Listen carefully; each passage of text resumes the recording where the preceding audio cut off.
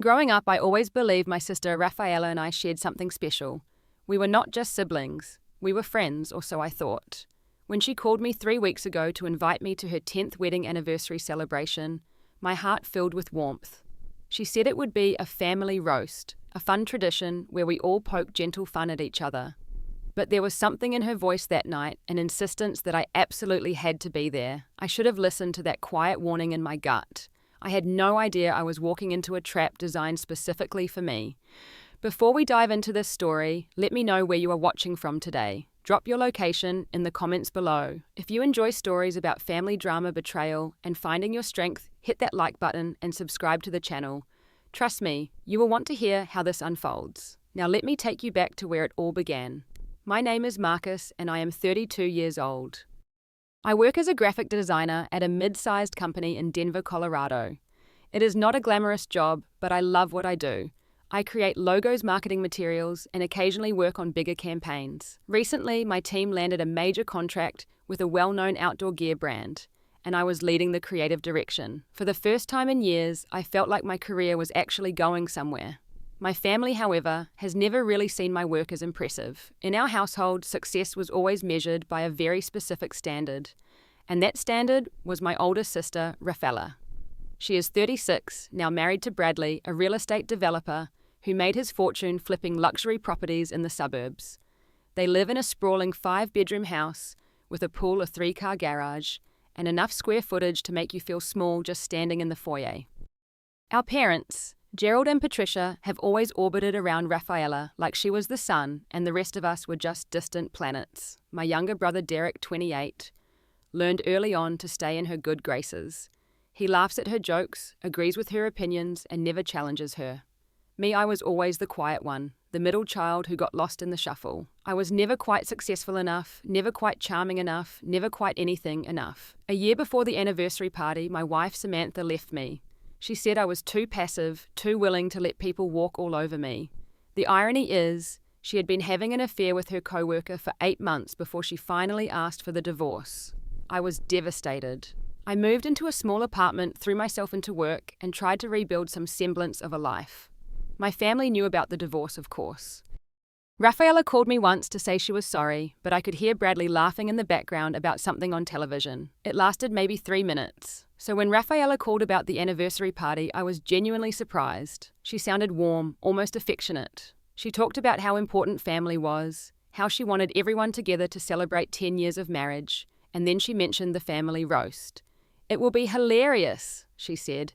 "Everyone gets a turn. We will roast Mum and Dad, Bradley, even Derek. It is all in good fun." I hesitated. Public speaking has never been my strength, and being the center of attention makes me uncomfortable. But Rafaela pressed on. "Marcus, you have to come. You are an essential part of this family. It would not be the same without you." Something about the way she said it made me pause. Essential. She had never used that word to describe me before. Still, I wanted to believe her. I wanted to think that maybe she was reaching out, trying to bridge the distance that had grown between us over the years. "Okay," I said. "I will be there." The week before the party, I called Rafaela to ask if I should prepare anything.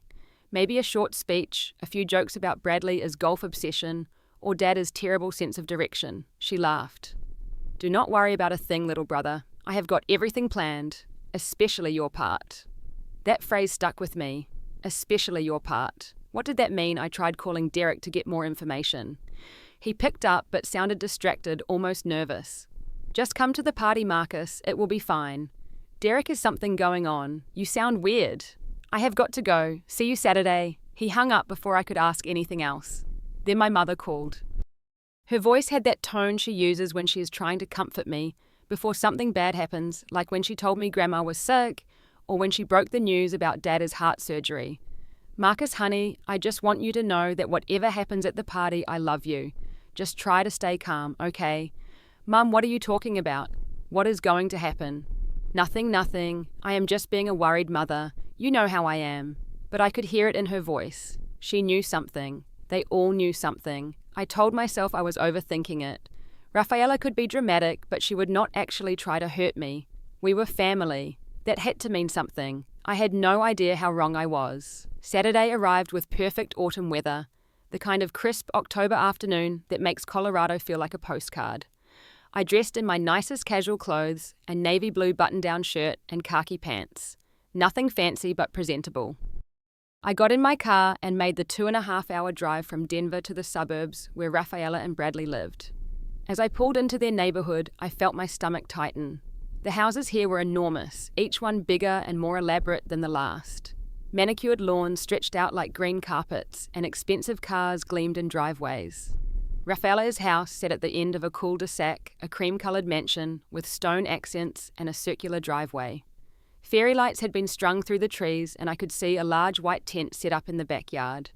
There had to be at least 40 or 50 cars already parked along the street and in the driveway.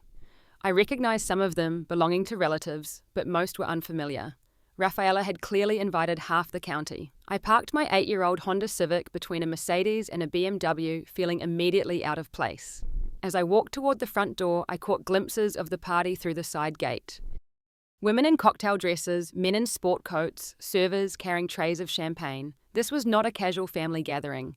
This was a production. Rafaela met me at the door. She wore a stunning emerald green dress, her dark hair swept up in an elegant twist. Her smile was wide, her teeth perfectly white. "Marcus, you made it." She pulled me into a hug that felt rehearsed. "Everyone is out back. Come, come." Bradley appeared beside her, extending his hand. He was tall, broad-shouldered, with the kind of confident posture that comes from never having to worry about money. His grip was firm, almost too firm. "Good to see you, Marcus," he said. His eyes held something I could not quite read. Amusement, maybe? Or anticipation. Tonight is going to be really something. I hope you are ready. "Ready for what?" I asked. He just smiled and clapped me on the shoulder.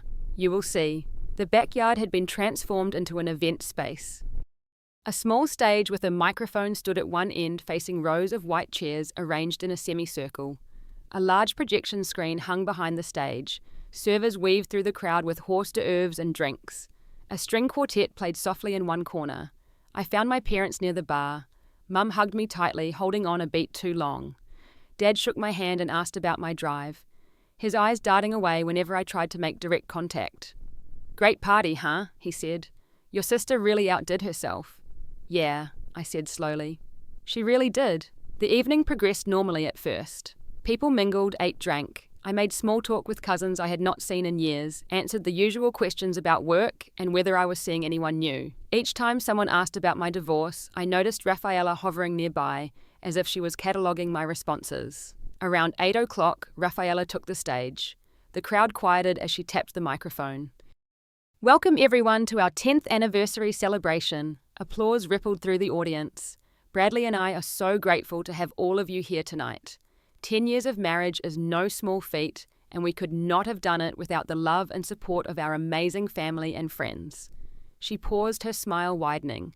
Now, as many of you know, we have a special tradition in our family. The family roast. It is a chance for us to lovingly make fun of each other, to share embarrassing stories, and to remind ourselves that nobody is perfect. She winked at the audience. Not even me. Polite laughter. "So let us get started, shall we?" First up, my wonderful parents, Gerald and Patricia. The roasting began innocently enough. Rafaela told a funny story about Dad getting lost on a family road trip and refusing to ask for directions. She teased Mum about her obsession with collecting ceramic figurines. Everyone laughed. It was harmless, affectionate. Then she moved on to Bradley, joking about his snoring and his tendency to talk about real estate at every dinner party. Bradley took it in stride, even adding his own self-deprecating comments. Derek got roasted for still living in their parents' basement at 28, and for his failed attempt at becoming a YouTube star. He blushed but laughed along, and then Rafaela's gaze found me. "And now," she said, her voice taking on a different quality, sharper somehow, "we come to my little brother Marcus." I felt every eye in the room turn toward me. Where do I even begin with Marcus? She tilted her head, pretending to think.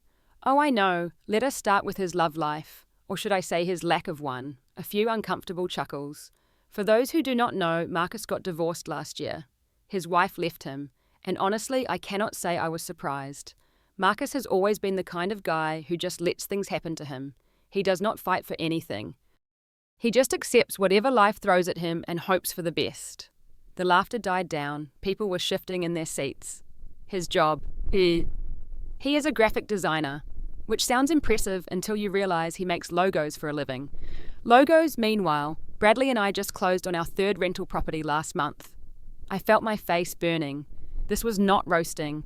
This was humiliation. But you know what the best part is, Rafaela continued. Marcus still thinks he is going to make it big someday. He still believes that one day people will recognize his talent. Is that not adorable? She was not done. And speaking of talent, let me bring up someone who knows Marcus better than anyone.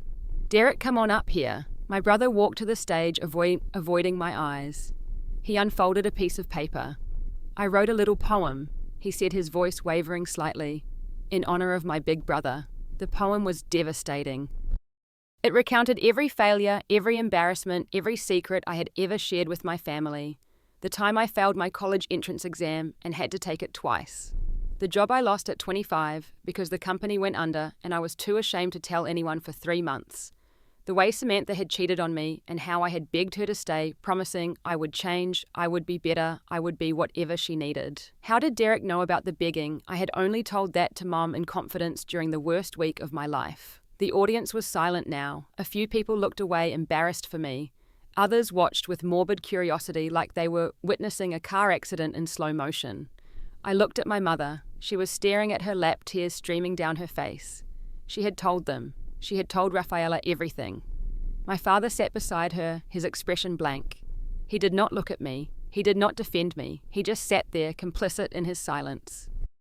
Derek finished his poem and hurried off the stage, still refusing to meet my eyes.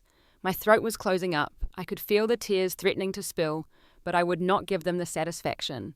Not here. Not in front of all these strangers. Rafaela returned to the microphone, her eyes gleaming with something that looked almost like triumph. But wait, she said. I have one more surprise for my dear little brother. A special gift just for him. She pressed a button on a small remote, and the projection screen behind her flickered to life. The first image appeared and my heart stopped. It was a screenshot of a text message. My text message. Sent to Samantha 18 months ago in the desperate final days of our marriage. Please do not do this. I know I am not perfect, but I can change. I will do anything. Just give me another chance. I love you more than anything in this world. Please, Samantha. Please do not leave me. Oh. The words hung there, projected in giant letters for everyone to see. Another message appeared. Then another. All of them desperate pleas, vulnerable confessions, the private anguish of a man watching his marriage crumble. I do not know who I am without you. Tell me what I did wrong. I will fix it. I promise. I cannot sleep. I cannot eat. I just need to know there is still hope.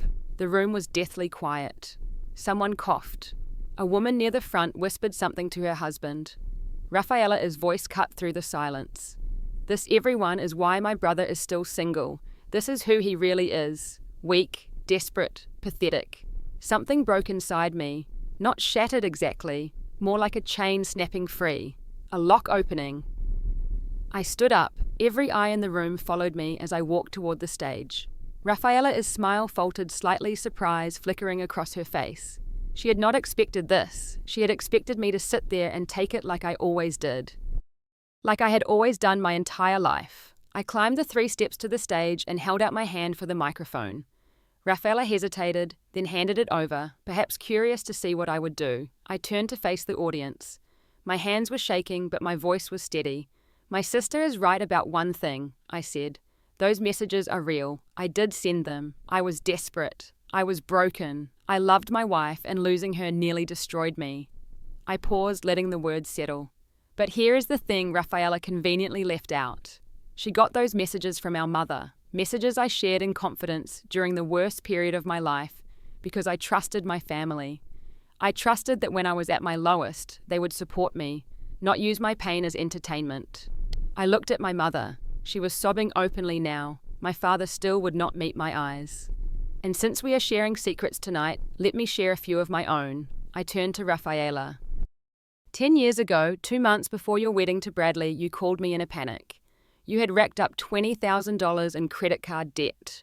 Shopping sprees, fancy dinners, a designer wardrobe to impress your new rich boyfriend. You begged me not to tell anyone. You said it would ruin everything if Bradley found out his future wife was drowning in debt. Bradley's face went pale. He turned to look at Rafaela, his expression shifting from confusion to something harder. I gave you that money, Rafaela, $20,000, my entire savings at the time, and you never paid me back, not a single dollar. You just pretended it never happened. The murmuring in the crowd grew louder. But that is not even why you did this tonight, is it? I continued. This is not about family tradition or roasting or fun. This is about control. This is about making sure everyone knows their place. I pulled out my phone. A few weeks ago, I got promoted at work. My team landed a major contract. For the first time in my career, I was actually succeeding. And somehow, our mother mentioned it to you. I opened a screenshot and held it up, though most people could not see it from their seats. This is a text message you sent to Derek 3 days after Mom told you about my promotion. It says, and I quote, "We need to put him in his place. I will not have my loser brother thinking he is better than me. The roast is the perfect opportunity. He will never see it coming." Derek had gone white. He stared at his shoes, his hands clenched at his sides. Derek accidentally left his phone unlocked at Mama's house last week. I was not snooping. The message was right there on the screen. I turned back to the audience. My sister did not invite me here to celebrate her anniversary. She invited me here to destroy me, because she could not stand the thought that I might actually be happy. Rafaela finally found her voice. That is not true. You are twisting everything. This was just supposed to be fun. You are so sensitive, Marcus. You always have been. No, I said quietly. I am not the sensitive one, Rafaela. I am just the one who finally stopped being silent. I set the microphone down on the stage. I used to think family meant unconditional love. I used to think that no matter what happened, my parents and siblings would have my back. But tonight I learned something important. Family is not just blood. Family is the people who lift you up, not the ones who tear you down for sport. I looked at my parents one last time. I hope it was worth it. I hope watching me suffer was everything you hoped it would be. Then I walked off the stage through the silent crowd, past the fairy lights and the champagne and the shocked faces of 50 strangers who had just witnessed the most honest moment of my life. I did not look back. The drive home was a blur of dark highway and tears I finally let fall. I pulled over at a rest stop somewhere outside Boulder and sat in my car for nearly an hour, letting everything wash over me. Grief, anger, relief. It was strange, that last one, but somewhere beneath the pain I felt lighter than I had in years. The first few weeks were brutal. My mother called repeatedly, leaving voicemails that ranged from tearful apologies to defensive explanations. My father sent one text that said, "Call your mother." I did not respond to any of them. Derek reached out once, a long message apologizing for his part in everything. He said Rafaela had pressured him, that he did not realize how far she planned to take it. I read his message 3 times, then deleted it without replying. Maybe someday I would be ready to talk to him. That day was not today. Rafaela never apologized. Not once. I was not surprised. I started seeing a therapist, a kind woman named Dr. Holloway, who specialized in family trauma. She helped me understand that what I experienced was not just a bad party, it was the culmination of a lifetime of being undervalued, dismissed, and used as a measuring stick for someone else is success. You are the family scapegoat, she told me during one session. Every system needs one. Someone to absorb the dysfunction so everyone else can pretend things are normal. Breaking out of that role takes tremendous courage. I did not feel courageous. I felt exhausted, but I kept showing up, kept doing the work. 3 months after the party, I met Julian. He was a new hire at my company, a copywriter with a dry sense of humor and a complicated past of his own. His family had cut him off years ago when he came out, and he had rebuilt his entire life from scratch. Chosen family, he told me one night over beers. That is what matters. Blood does not guarantee loyalty. Sometimes the people who love you most are the ones you find along the way. I started building that chosen family. Old college friends I had lost touch with. Colleagues who became genuine friends. A neighbor named Mr. Patterson, a 73-year-old widower, who taught me how to play chess and never once asked about my divorce. One afternoon, I received an email from Bradley. It was surprisingly long and surprisingly honest. I had no idea what Rafaela was planning, he wrote.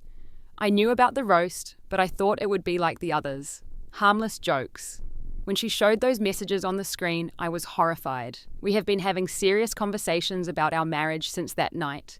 I am not sure where things will land, but I wanted you to know that what she did was wrong. You did not deserve that. Nobody does. I read the email several times.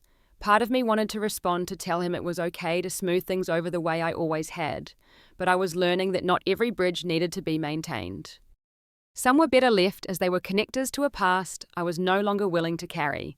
I never wrote back, but I saved the email. It felt like validation, even if it came from an unexpected source.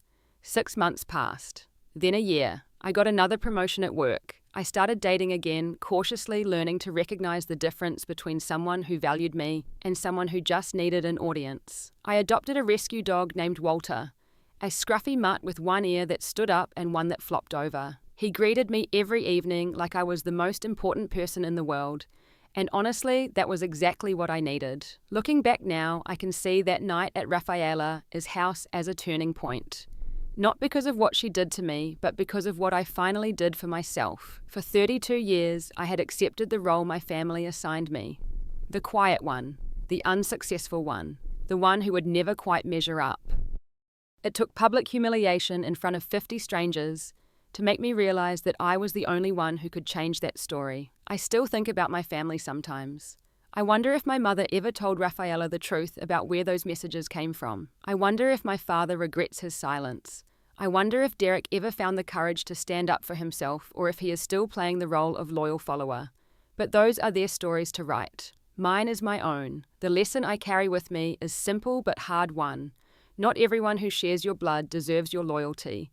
Not every family dinner is safe. And sometimes the bravest thing you can do is walk away from people who only know how to love you when you are beneath them. I am not angry anymore. Anger takes too much energy, and I have better uses for mine. What I have instead is clarity. I know my worth now. I know what I will and will not tolerate. And I know that the family I have built, the one I chose, loves me exactly as I am.